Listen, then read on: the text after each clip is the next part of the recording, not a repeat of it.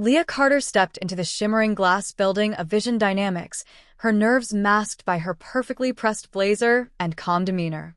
The place felt like a sanctuary for innovation. Sleek, minimalist interiors with bold, futuristic art adorning the walls. As she waited in the lobby, clutching her portfolio, Leah noticed something unusual. Many of the employees walking through the space were women, and nearly all of them had shaved heads. Their confident strides and poised expressions suggested this wasn't a coincidence. Odd, Leah muttered under her breath, her fingers brushing her own long chestnut hair. She dismissed the thought. This was Vision Dynamics, after all, a company renowned for breaking conventions. Perhaps the bald heads were part of some avant-garde branding initiative. A sharp voice interrupted her thoughts. "Ms. Leah Carter? Mr. Ashton will see you now." The receptionist's words jolted Leah into motion. She straightened her blazer, exhaled deeply, and strode toward the frosted glass doors of the CEO's office.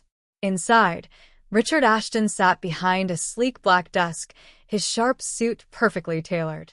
He was as intimidating as his reputation, sharp-eyed, intense, and wholly unbothered by the conventional rules of corporate etiquette. "Leah Carter," he said, his voice cutting through the silence. "Impressive resume. Your portfolio demonstrates creativity and technical skill. But skill alone isn't enough here." "I understand," Leah replied, her voice steady despite the hammering of her heart. "I'm ready to go beyond expectations." Ashton leaned back, studying her.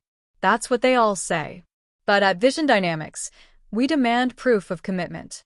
We don't just push boundaries, we obliterate them. I need to know you're willing to do the same." "I am," Leah said confidently, though unease began to creep into her mind. Ashton stood and walked to a small table in the corner of the room. On it sat an electric clipper and a cape. Leah's unease turned into confusion, and then dread. "To work here," Ashton said, picking up the clippers, "you'll need to let go of conventions. That starts now. If you want the job, you'll shave your head right here, right now." A blank canvas for a new beginning. Leah blinked, unsure if she had heard him correctly. I don't understand. Why is this necessary?" "It's not about the hair," Ashton replied, his tone cool and even. "It's about shedding what holds you back. The fear of standing out. The attachment to norms. Everyone here starts the same way. It's a symbol of our ethos. Do this, and you prove you belong." Her mind raced. The bald women she'd seen earlier. They weren't just employees. They were initiates like she would be. Was this a test? A cruel hazing ritual? She thought of her long hair, her pride and joy since childhood, and how much of herself she saw in it. But she also thought of the opportunities this job could bring, the chance to work with the best in the industry and make her mark. Finally, she lifted her chin.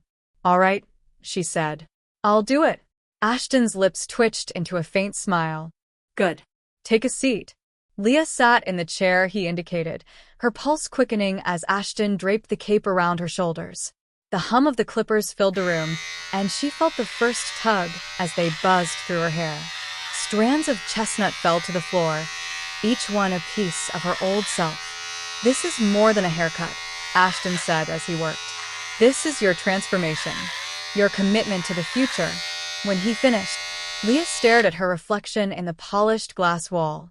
Her bare scalp gleamed under the fluorescent lights, and she reached up to touch it. The smoothness was alien, but also strangely empowering. "Congratulations, Leah," Ashton said, removing the cape.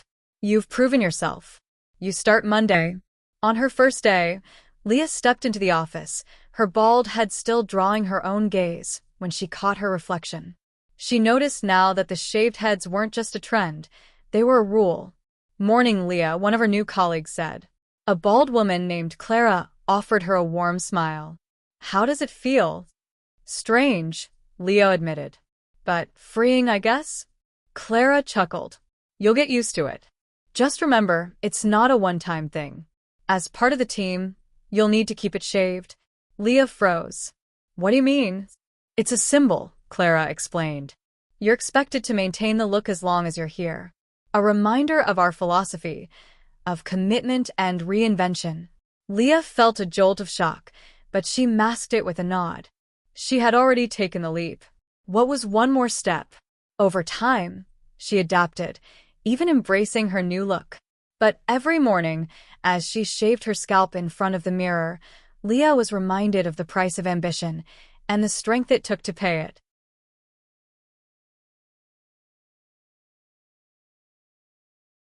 Leah's heart raced as she stepped into the small cafe where her friends had planned to meet. The bell above the door jingled, drawing a wave of warm chatter and the aroma of coffee. For a moment, she hesitated, brushing her fingers over her newly bald scalp. The sensation still felt surreal, alien, yet oddly empowering.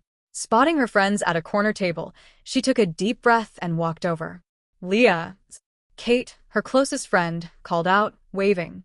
The group turned to look, their faces lighting up with smiles, until they fully registered her appearance. "Whoa!" exclaimed Rachel, the self-proclaimed fashionista of the group. Her long, golden hair fell in perfect waves past her shoulders. "What happened to your hair?" Leah smiled nervously and set her bag down. "It's a new look. What do you think?" The table erupted with questions. Was it for charity? Did something happen? Are you okay? Leah raised her hands to calm them. "I'm fine. It's for my new job at Vision Dynamics. It's kind of a symbolic thing they require." "Wait, they made you shave your heads?"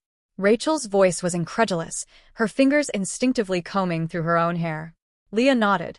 "It's a tradition for new employees, a symbol of commitment." "I know it sounds weird, but honestly, it feels kind of liberating." Her friends exchanged skeptical glances, but one face stood out, Emily's. The quietest of the group, Emily was known for her gorgeous, waist-length brown hair. She tilted her head, studying Leah with an unusual intensity. "Liberating, huh?" Emily said softly. "It suits you. You look really confident." Leah smiled, her hand brushing over her scalp again. "Thanks.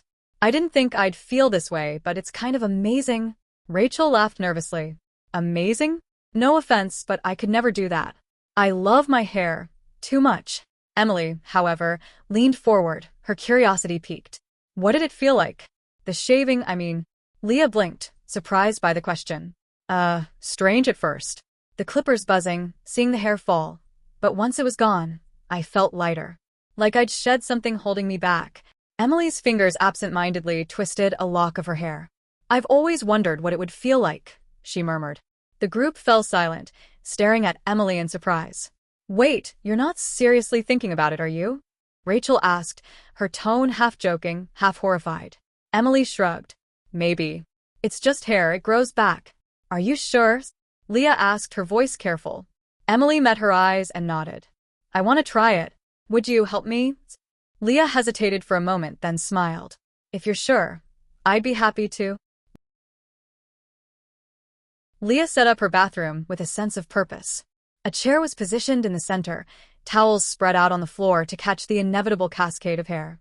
The clippers she'd bought for herself sat on the counter, freshly cleaned. Emily walked in, her expression a mix of nerves and excitement. She had tied her long brown hair into a loose braid, which draped over her shoulder like a rope of silk. "You ready?" Leah asked, her tone gentle. Emily nodded. "As ready as I'll ever be." "All right," Leah said, motioning to the chair. "Take a seat." Emily sat down, her braid falling down the back of the chair. Leah picked up a pair of scissors, giving her friend one last chance to back out. "Still sure?" Emily smiled nervously. "Do it." Leah positioned the scissors at the base of the braid. With a few decisive snips, the thick rope of hair came free. Emily gasped, touching the now much shorter hair at the nape of her neck. "No turning back now," Leah teased, holding up the severed braid. Emily laughed. "Let's do it." Leah grabbed the clippers and switched them on.